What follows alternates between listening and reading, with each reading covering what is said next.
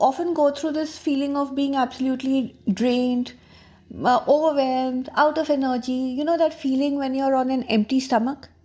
The fact is that in our busy lives, we give so much of ourselves to our relationships, our work, our commitments, that we actually forget about the most important person in our life, which is ourselves.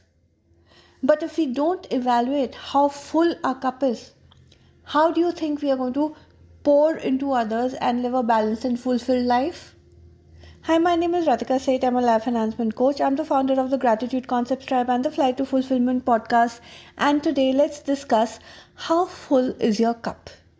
This simple but profound question is all about evaluating your physical, emotional, and mental well being.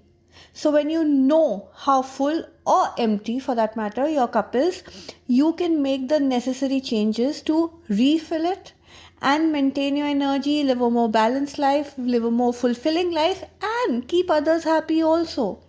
In this episode, I'll share 5 steps with you that will help you assess your cup's level and practical ways to replenish it whenever it's running low. So let's get started. First things first, take a moment for a self check-in. Before you can evaluate how full your cup is or how empty your cup is, you need to pause. You need to check in with yourself. This means you need to set aside a few minutes every day, okay? And honestly do this. Set aside a few minutes every day and then evaluate how you're feeling. Find a quiet space, close your eyes, ask yourself, how am I feeling right now? What is it that's going on in your head, in your heart?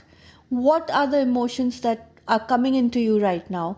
Pay attention to these emotions. Pay attention to your energy level and any physical sensation in your body. Are you tired?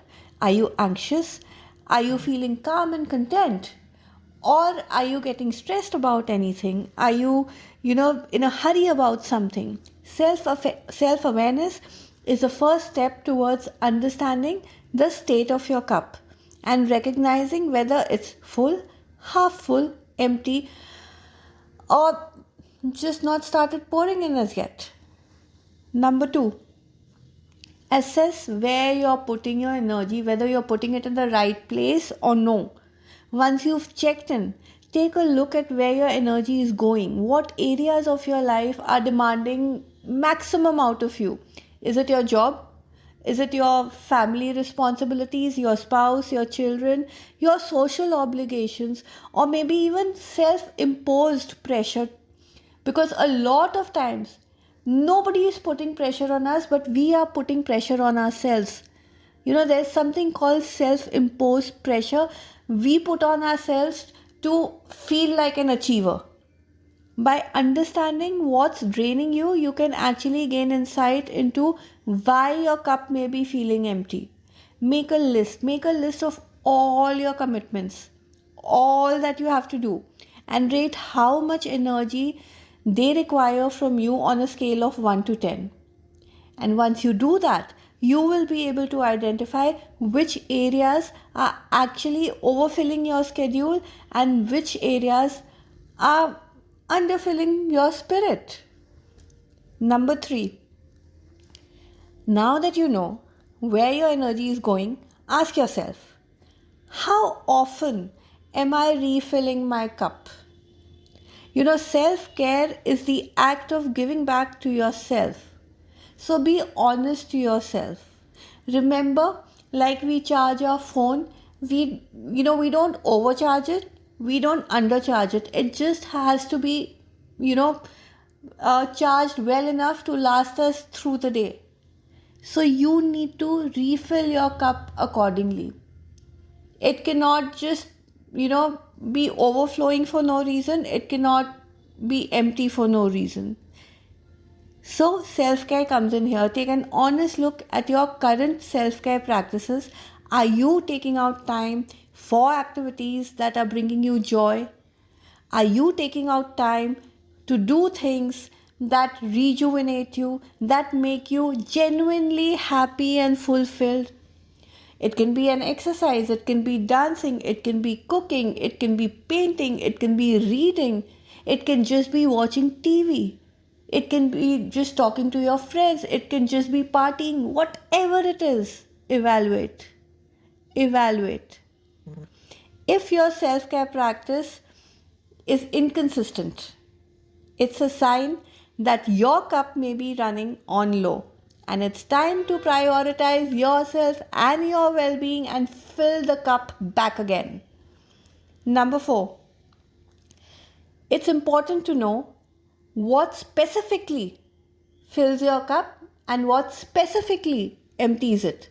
So take a note of people, activities, environments that make you feel energized, fulfilled, and happy, and at the same time, recognize people, activities, relationships, environments that put you on the low, that stress you out.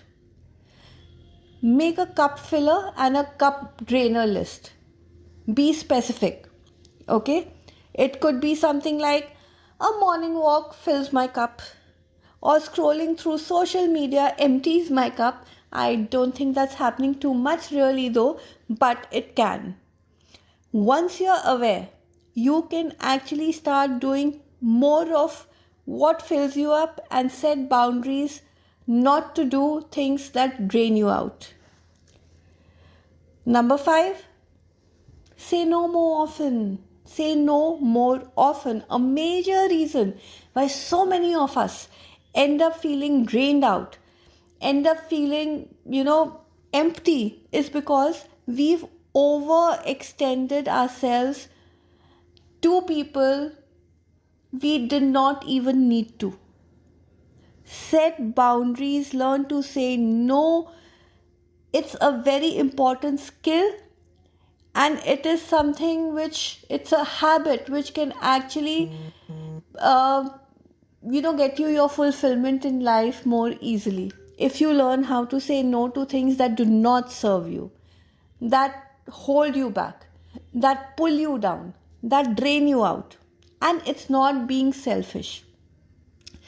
Start small, whether it is declining any extra work project that somebody's given you, or just saying no to a social gathering you're not even excited to go. You're not excited to go to. Say no to it. Don't go there just as a social obligation. How many social obligations will you do if you are drained out? So learn to say no. Protect your time, protect your energy. That's the key to keeping your cup full. Well, these were the 5 things I wanted to discuss with you today. I hope you enjoyed listening to me. If you did, like, comment, share. In fact, tell me what fills your cup. Tell me what empties it. It will be great to know. It will be great to share it with others who are going through the podcast just as you are. Keep following me on my Instagram handle @Gratitude Concepts by Ratika Seth for your daily dose of inspiration. And you can always write in to me whenever you want to for any suggestion you may need on your path to fulfillment. So till next time, this is me, Ratika Seth, your life enhancement coach, signing off. Bye-bye.